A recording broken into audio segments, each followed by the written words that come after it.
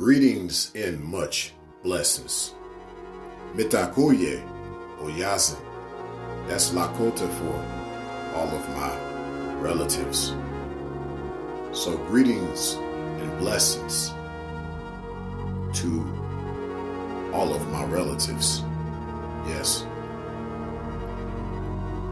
One thing I've learned amongst the native culture that I grew up around, which was Lakota Sioux, learned a lot about the Red Road. I learned a lot about that also through things I've learned from Cherokee, because I know the Cherokee alphabet. I could write it really well. I learned a lot about the Red Road and what it means and what it's supposed to be. And I'll talk more about the Red Road as time goes on. But I just quickly wanted to say that the Red Road shall be restored. It shall be reconstructed. It shall grow again. Literally. The Red Road had life in it. And it was chopped away and concrete poured on top of it. But the Red Road shall be restored. For it is important for Turtle Island. It is very important for Turtle Island. But we must do our part. We must do our part.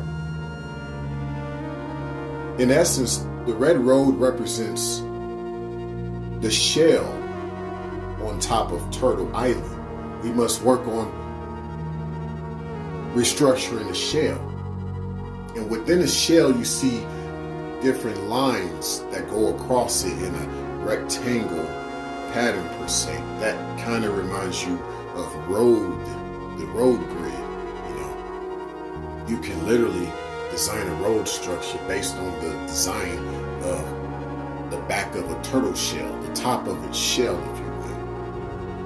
And to some extent, I can relate that to being the Red Road, or the shell of Turtle Island. That shall be restored, but we must do our part. We have to work on initiatives. Without government support, we must go out there and start taking care of the land ourselves. Start replanting trees. Buy a cemetery.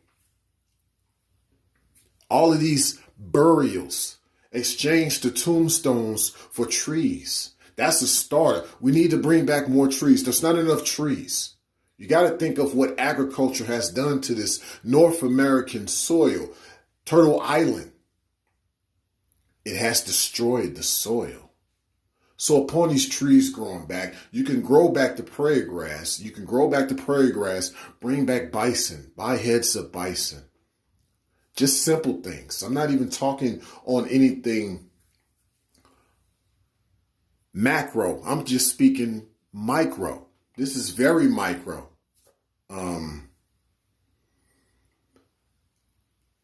I was born and raised in the Midwest. And, I didn't grow up around palm trees.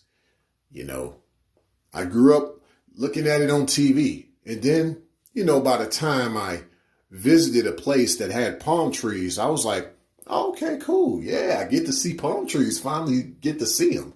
But then as I got older, I started to realize, you know what? Growing up in the Midwest with this Lakota Sioux culture, and I did not know anything about prairie grass.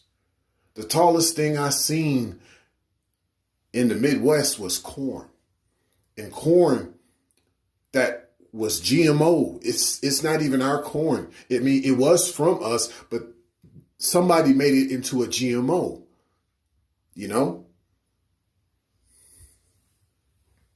But little did I know. Likewise with sunflowers. That was another tall thing I saw, seeing how tall sunflowers got. But nonetheless, my thing was, little did I know, prairie grass got tall too. And there's not enough prairie grass. We need more prairie grass. We need to restore the prairies. So in front of my house in the Midwest, I may not necessarily have the palm trees, but I sure got those prairie grasses that stand tall like palm trees. And they're gorgeous. I love prairie grass. I love prairie grass, you know. But it's just a symbol, as far as what we need to do as a whole of those who represent Turtle Island, So let's start planting these prairie grasses. I got some stuff coming up soon, and I'm going to be working on that myself. I'll keep y'all posted. Hopefully some of y'all will want to contribute or at least want to know more about it, because it's time to work on the restoration, the reconstruction of the Red Road upon Turtle Island.